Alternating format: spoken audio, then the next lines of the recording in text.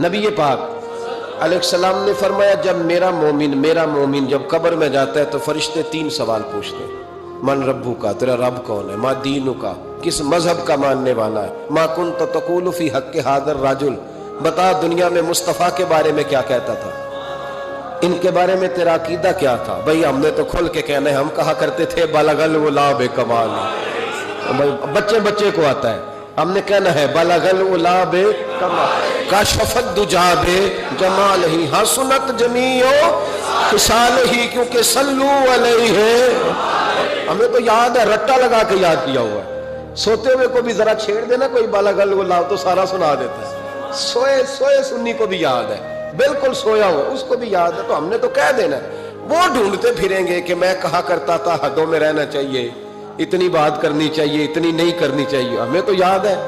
ہمارے تو آپ یقین کریں بڑی سادی سی بی بی سے کبھی پوچھیں کہ کوئی نعت شاعت آتی ہے تو وہ بھی کہہ دیتی ہے تیرا کھاواں تے تیرے گیت گاواں یا رسول اللہ، بالکل ان پڑھ سادی، بالکل یہ بات اسے بھی یاد ہے۔ اور آپ یقین کریں ہمارے تو بوڑھوں کو، دیہاتیوں کو بھی حضرت حلیمہ کی ساری باتیں آتی ہیں، سارا انہوں نے تو کہہ دینا ہے بلغ العلا بکمالہ، کشف الدجی بجمال، حسنت جمیع خصال، صلو علیہ وآلہ۔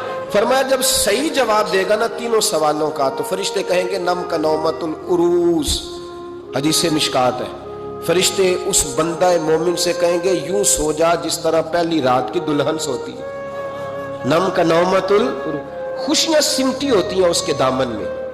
آج نا اس کی سوچ پرواز وہ کہیں پہنچ گئی ہے، اس کا ایک معیار بن گیا زندگی کا، وہ بات کو تکلف میں نہ لینا، اس کا حسن لینا، جس کو پتہ چل جائے میں سہاگن ہو گئی، جس کو پتہ چل جائے میں سہاگن ہو گئی، اس کی پرواز ہوتی ہے بلندی کی کہ میرا اب کوئی گھر ہے، میں اب ایک مکمل زندگی گزارنے والی ہوں۔ بھائی فرمایا فرشتے کہتے ہیں نم کا نومت العروس، اس طرح سو جا جس طرح پہلی رات کی دلہن سوتی ہے، کیونکہ اس سے اس کے دلہا کی ملاقات ہے۔